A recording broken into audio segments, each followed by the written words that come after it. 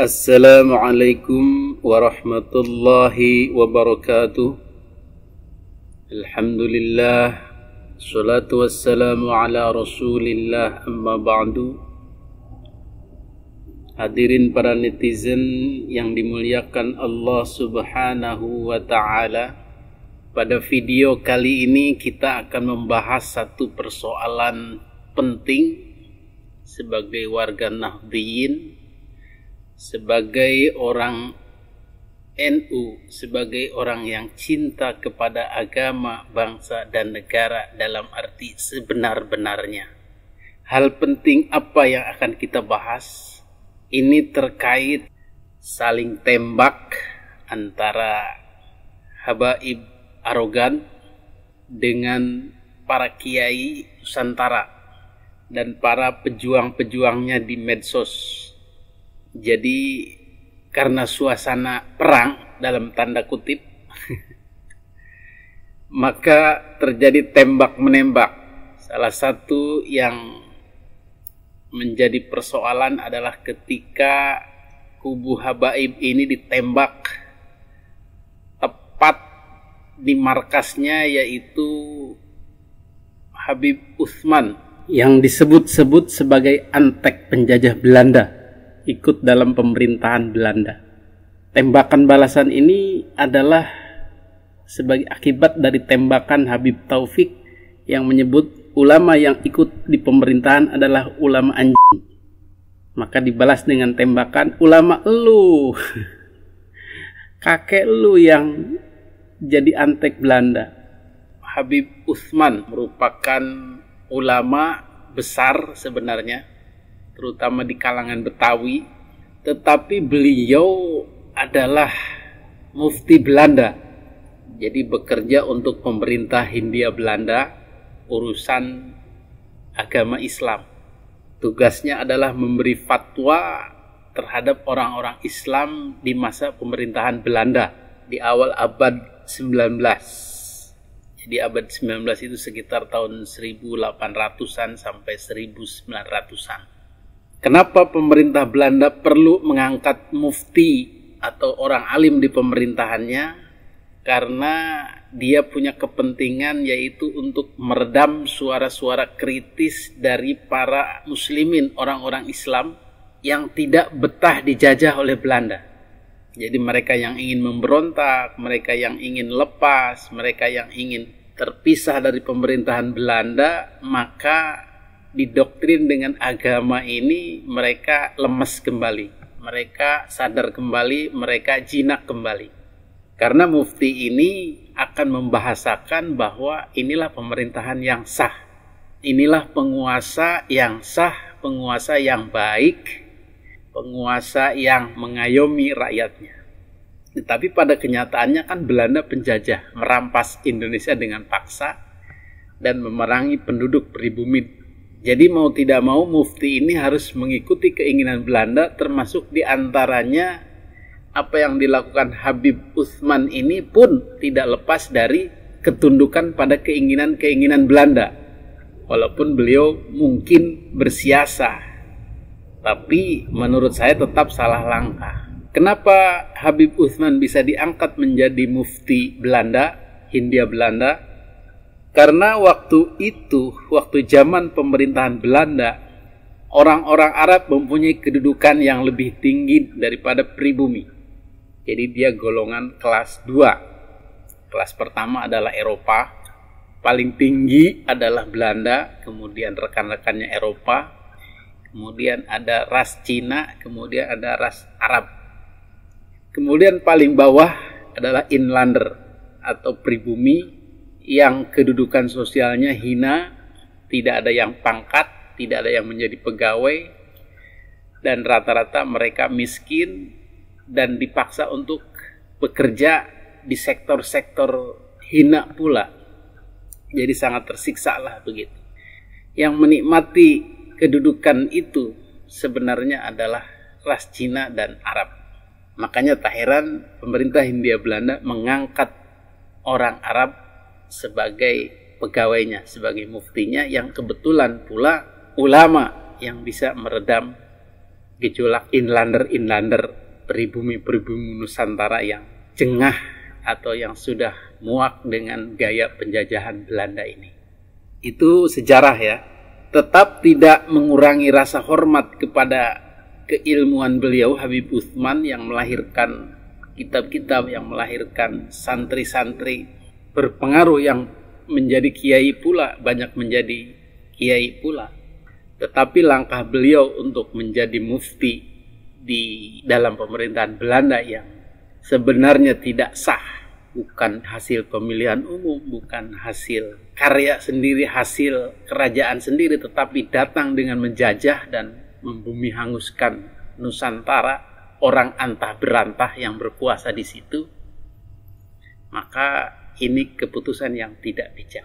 Maka sebagian orang bisa menilai bahwa Habib Utsman ini adalah antek Belanda karena bekerja sama dengan Belanda untuk membuat fatwa-fatwa yang kontraproduktif dengan perjuangan melepaskan diri dari penjajahan. Sebagai contoh, ketika para pejuang ingin memberontak, maka difatwakan bugot, artinya pemberontak, dan halal darahnya bisa dibunuh, wajib diberantas. Maka inilah yang merugikan perjuangan orang-orang pribumi untuk bisa bangkit melawan penjajahan. Nah, rupanya pernyataan ini atau kesimpulan ini tidak bisa diterima oleh cucu-cucu daripada Habib Utsman. Mereka tidak terima dengan kenyataan bahwa Habib Utsman bekerja sama dengan pemerintah Hindia Belanda menjadi mufti dan tidak terima disebut antek penjajah Belanda. Walaupun pada kenyataannya memang betul bekerja di pemerintahan Hindia Belanda. Rame sekarang, ada disebut hal rame, dibicarain di TikTok. Saya punya kakek ambil dijelek-jelekin, Habib Utsman bin Yahya, dia bilang antek Belanda.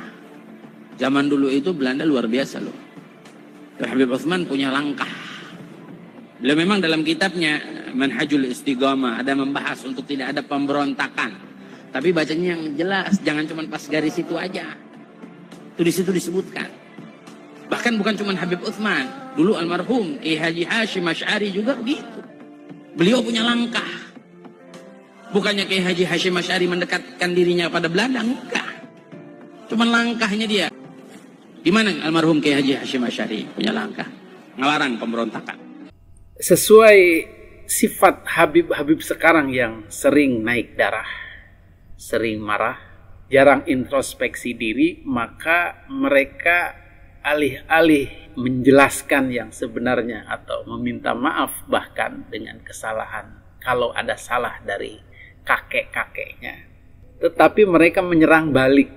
Dan serangan balik inilah yang menjadikan blunder, menjadikan suasana memanas. Karena yang diserang pun adalah markas besar NU, yaitu Kiai Hasyim Asy'ari atau Hadratus Syekh Mbah Hasyim Asy'ari. Bahasa Betawinya, lu bilang kakek gua antek penjajah, kakek lu juga sama. Itu bekerja dengan pemerintah Jepang, melarang orang-orang perang, berjihad, berjuang. Sama aja sama kakek gua. Inilah bahasa-bahasa anak kecil, bahasa-bahasa tidak bijak yang akhirnya memperpanas situasi. Pernyataan bahwa Hadratus Syekh Hasyim Asy'ari bekerja untuk Jepang, melarang perang terhadap Jepang, memfatwa tidak boleh melawan pemerintah, itu kan omong kosong, dibuat-buat dan fitnah, hanya untuk mengkanter kakeknya sendiri yang memang benar-benar fakta bekerja di pemerintahan Hindia Belanda, supaya terkesan sama saja, padahal kenyataannya tidak begitu. Untuk diketahui, Hadratus Syekh Mbah Hasyim Asy'ari tidak pernah bekerja di pemerintahan Jepang, tidak pernah melarang pemberontakan perlawanan terhadap Jepang. Yang ada pernah diminta untuk menjadi menteri agama atau di bagian agama di pemerintahan Jepang, tetapi Mbah Hasyim menolak memberi hormat kepada matahari salam pemerintahan Jepang, sehingga beliau disiksa sampai Masya Allah kuku-kukunya itu dicabuti. Beliau pula lah yang memfatwakan resolusi jihad Jadi mengobarkan semangat perang terhadap Jepang, Belanda, dan Inggris. Agresi itu sehingga menimbulkan 10 November 45, menjadikan Hari Pahlawan, kemudian dijadikan Hari Santri, kemudian beliau pula diangkat oleh pemerintah Republik Indonesia sebagai pahlawan nasional. Ini faktanya yang diputar balik atau dibuat seolah-olah sama saja dengan Habib Utsman yang bekerja di pemerintahan Belanda dan mendapatkan gaji dan bertugas memfatwa bugot atau pemberontak terhadap para pejuang kemerdekaan. Nah, sungguh terlalu. Inilah pola pikir atau cara berpikir yang menambah masalah, membuat masalah. Cara berpikir anak kecil, cara berpikir orang tidak dewasa, dan membuat blunder sendiri. Ini Habib-Habib begini yang memperkeruh suasana dan jauh dari akhlak Nabi Muhammad SAW. Maka kita lihat akhir-akhir ini medsos kembali memanas dengan pernyataan ini yang menembak langsung ke jantungnya NU, yaitu Mbah Hadratus Syekh Hasyim Asy'ari. Maka kita tunggu reaksi-reaksi selanjutnya, reaksi berantai. Bisa saja seperti bom atom. Mudah-mudahan sih tidak terjadi ya. Tetapi pada intinya kita akan berjuang terus meredam suara-suara seperti itu. Dan mudah-mudahan bisa menyadarkan para Habib yang merasa menang, merasa gagah, merasa bisa menaklukkan NU atau kiai-kiai NU yang sekarang bicara itu, atau mereka sebut kroco-kroco. Sudahlah, ini anggapan seperti ini hanya akan menambah serangan, menambah beban kepada para habaib yang baik-baik, dan yang gagah-gagah pun saya kira tidak akan mampu membendungnya. Jalan keluarnya adalah oknum-oknum Habib yang merasa gagah itu, yang merasa jumawa itu, yang merasa banyak muhibbinnya. Sudahlah, turunkan tensi, bertawadhu, merendah, meminta maaf. Insya Allah itu yang kami tunggu sebenarnya dari sikap-sikap panutan kami, Maulana Habibina Syafi'ina Muhammadin Sallallahu Alaihi Wasallam. Demikian yang dapat kami sampaikan. Mudah-mudahan fitnahan terhadap Hadratus Syekh Mbah Hasyim Asy'ari ini tidak menjadikan orang-orang NU kehilangan akal sehatnya. Lahul Fatihah. Bismillahirrahmanirrahim. Alhamdulillahi Rabbil Alamin. الرحمن الرحيم مالك يوم الدين إياك نعبد وإياك نستعين اهدنا الصراط المستقيم صراط الذين أنعمت عليهم غير المغضوب عليهم ولا الضالين هدانا الله وإياكم أجمعين وبالله التوفيق والهداية. السلام عليكم ورحمة الله وبركاته.